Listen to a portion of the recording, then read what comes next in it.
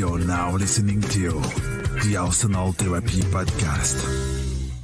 Hello and welcome back to the 15-minute show, part of the Arsenal Therapy Podcast. I'm Adam Keys, and today we are going to discuss whether Declan Rice can play as a six. Gary Neville made some headlines, made some pretty aggressive comments after the game, very reactionary. To me, it felt very much like it's the Glazers' fault. It's nothing to do with the players. It's nothing to do with Ten Hag. It's the Glazers. This felt like I'm going to pick on one thing. I'm going to stick to that, and I'm going to dive right into it. The reality is Declan Rice has played as a six many, many times for Arsenal this season. Gary Neville said that he was taken out of that role because he couldn't play there. He moved into the 8 role at the end of the season, the last number of games, because Arteta didn't trust him in the last 10 to 15 games. That's not true. Declan Rice moved into an 8 position when Thomas Partey came back because the player that was playing there moved into the centre forward position. Kai Havertz had been our left 8 for a long period of the season. He moved up front. Declan Rice moved into the 8. We had Thomas Partey, we had Jorginho. The truth is, we didn't have anyone else at 8. Whether Declan Rice has his future at 8 or not is yet to be seen. But to say this player can't play as a number 6, a player that earned a £100 million move to Arsenal off the back of his performances at 6, absolutely ludicrous. But let's have a look at some of the things that have been said after the game. And look, let's not make any mistake. Declan Rice was very poor last night. It was one of the worst performances I've seen him put in for a long time. But the whole England team was. But if you look at the things that Gary Neville said about him, when he receives the ball, he's very basic at that, and he can't play as a number 6. He struggles, and his full analysis is even weirder. But interestingly, this came off the back of James McLean saying some very similar things, that he's overrated, the English media hype him up, he's not world class. And James McLean compared him to Toni Kroos and Rodri. Let's face it, Toni Kroos is a very, very different player to Declan Rice. And at the time, I thought James McLean, very reactionary, bit better because Declan Rice isn't playing for Ireland anymore. But then Gary Neville follows it up with very similar punditry the next night, almost as if he had been listening to James McLean. And this is what he said. So I want to mention a player who we all love 100%.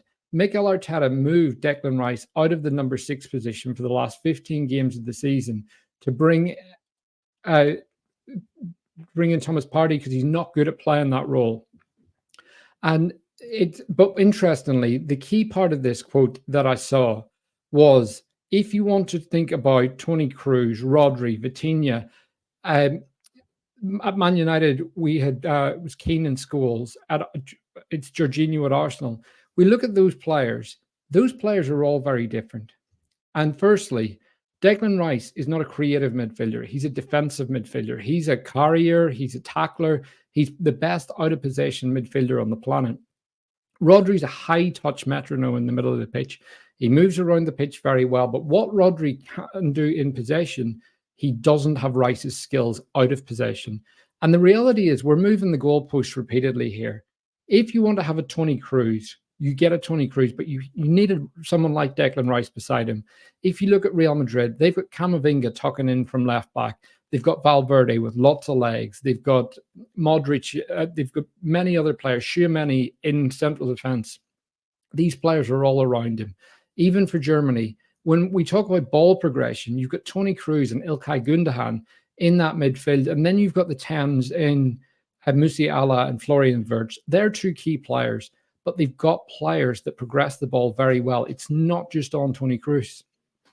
So this is the bit that I find really confusing. With England, they play huge distances between players. No team on the planet truly plays a lone 6. A lone 6 is isolated. That's how it works. That's simple. You play that player and you ask them to take charge of the build-up, out of possession, everything. You're asking too much of them. England's system was very similar to what Ten Hag has been criticised with at United.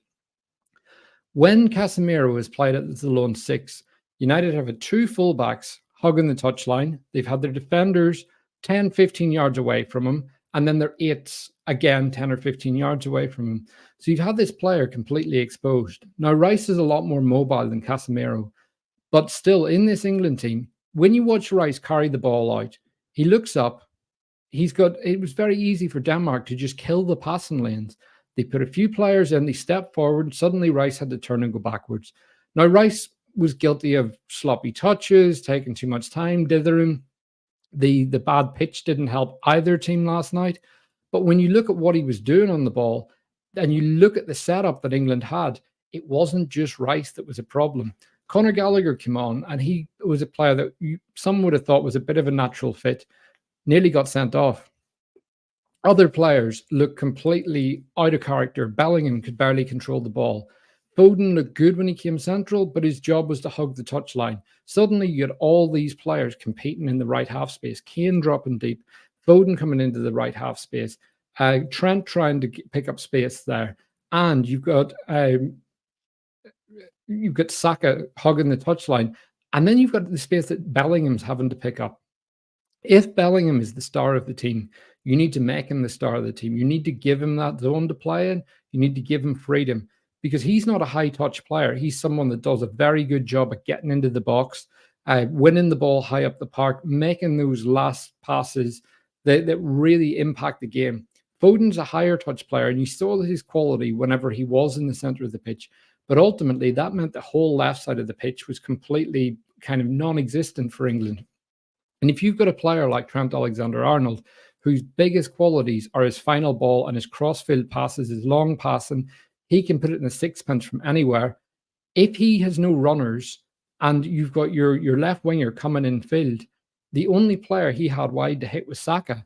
And we saw on occasions the ability to get in behind Saka's header that went wide, Ollie Watkins getting in behind, but they were the few occasions that someone actually went in beyond for England.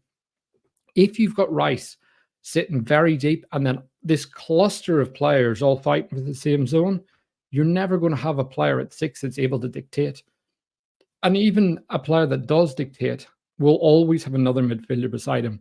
They need passing options. So if you want to compare Rice to Rodri, let's just do it. Let's entertain Gary Neville.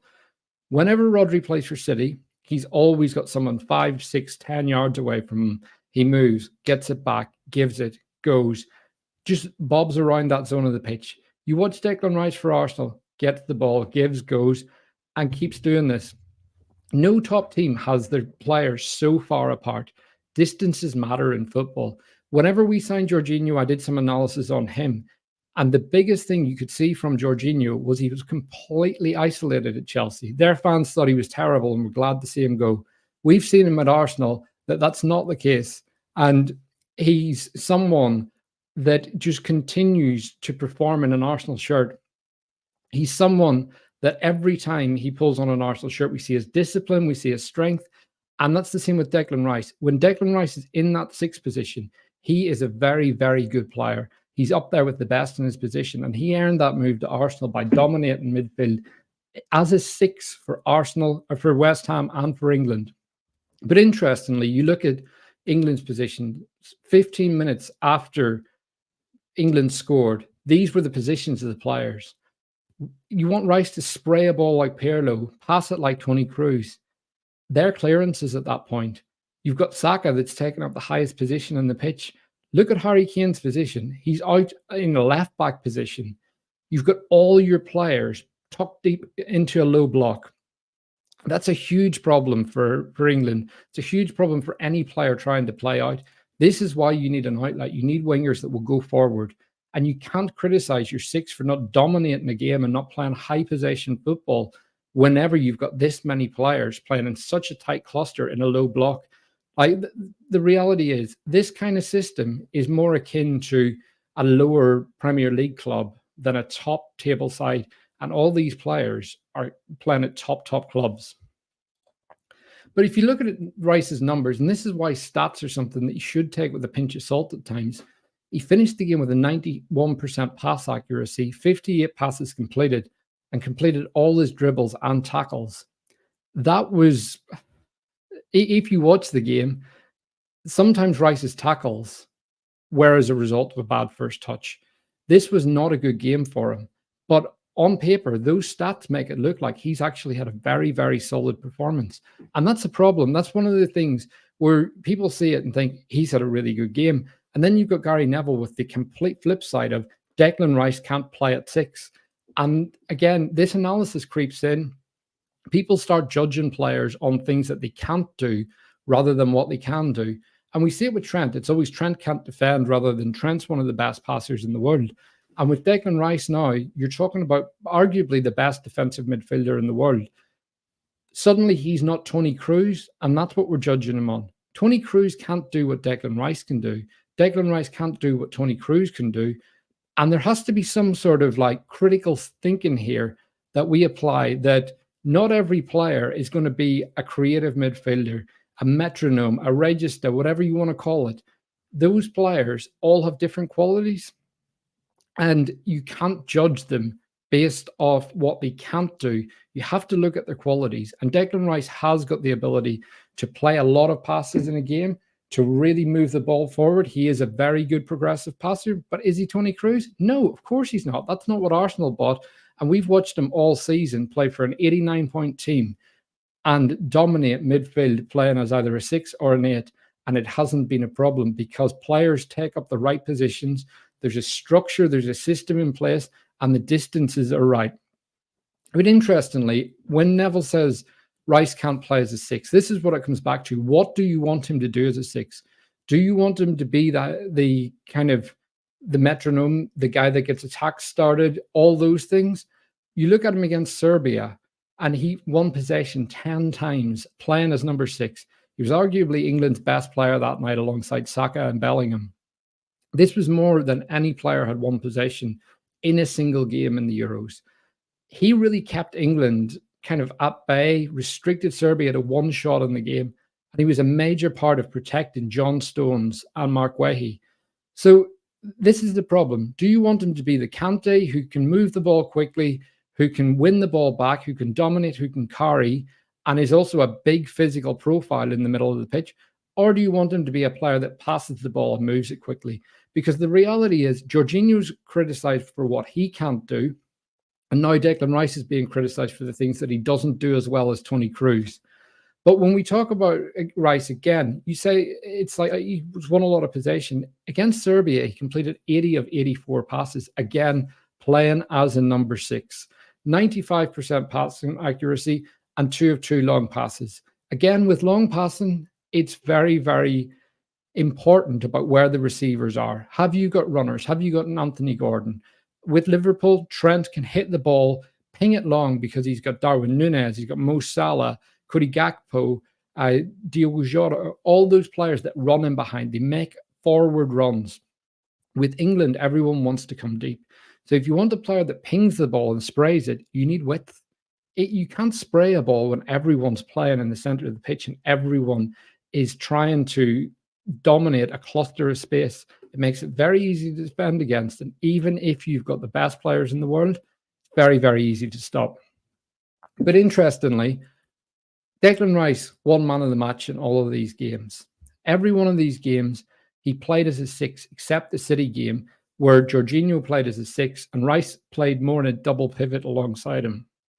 In that game, Rice was given kind of bit more freedom to go forward, but he was very much box-to-box midfielder.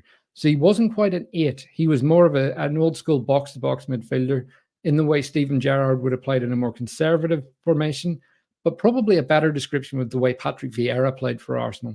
He had either Emmanuel Petit or Gilberto Silva sitting beside him, and Vieira's job was to get up and down the park. That's what we saw Rice do against City. He did a lot of defensive work, and it was in a double pivot. And as I said earlier, a lot of players, when they're playing that role, 1-6 role, they've either got fullbacks inverting, they've got centre-backs coming forward, and they've got 8s coming towards the ball. There's always players around them. When they look up, there's someone near them.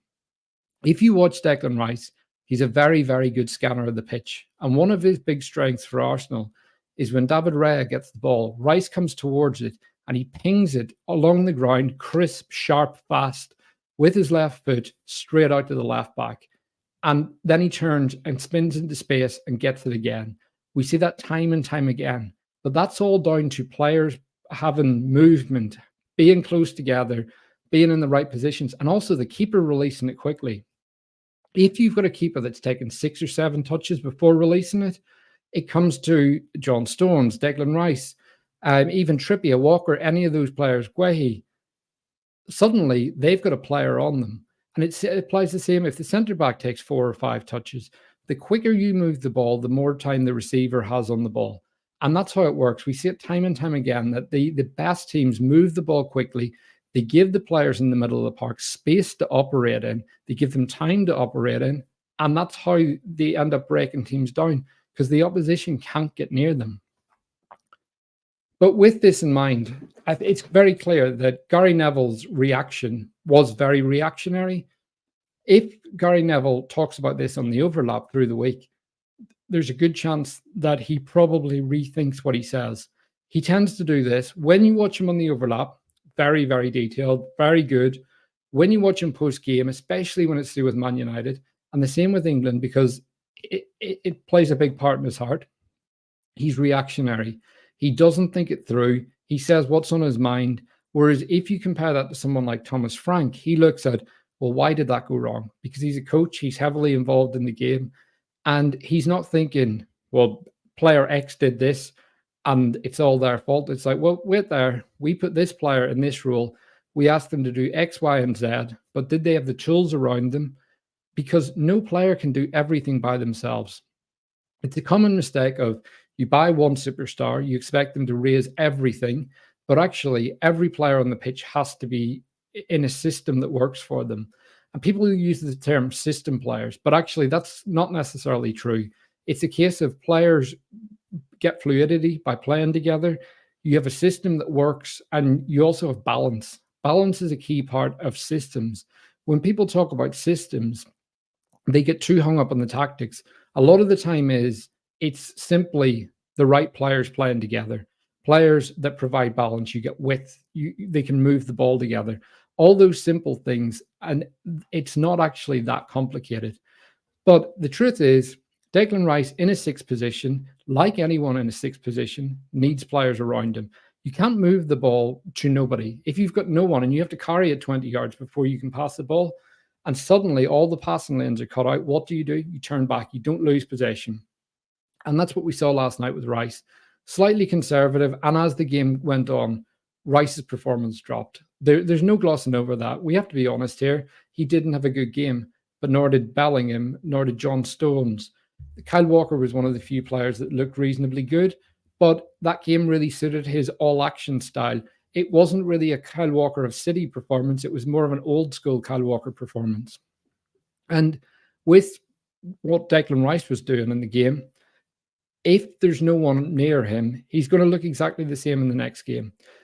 But the question we all have to ask is, how do players like John Stones, Kieran Trippier, Declan Rice, Jude Bellingham, Bukayo Saka, Phil Foden, and Harry Kane all look like they don't have a clue how to play a game of football against a country like Denmark? That's the question. And if the answer is Declan Rice can't play as a 6, what about Harry Kane? Can he play as a 9 anymore? Can Phil Foden play as a winger, which we've seen him do for City? He's played as a touchline winger for City, not a kind of false left winger where he drops into the middle. When he's played for City on the wing, he's got chalk on his boots, he's hugging the touchline, he's playing wide because Pep values balance. And he has said to him, if you want to play, you play wide, you stick to the touchline, and you get the ball, you get him behind. Foden can ride challenges with ease. He can get past players. He's very quick, so nimble, and he's such a good footballer. If he does that, it won't be a problem. But the issue is Southgate's tactics are just not allowing these players to play together. And the big thing I come back to is distances. You've got a cluster of players in the right half space of the pitch, all fighting for the same zone. And then you've got big, big gaps between everyone in the first 2/3 of the pitch. Until that changes, you're not going to see an improvement in the number 6 position. And it may be a case of you need to sacrifice someone and put someone like a Mainu or an Adam Wharton in there, someone that can move the ball quickly and is used to playing in centre midfield. But look, give me your thoughts. Can Declan Rice play in centre midfield? Is Gary Neville talking nonsense? Is he being highly reactionary? Very keen to hear what you guys think. And please drop a like on the video. Please subscribe to the channel. And always, please tell us what you're thinking. Have a great day. Thanks.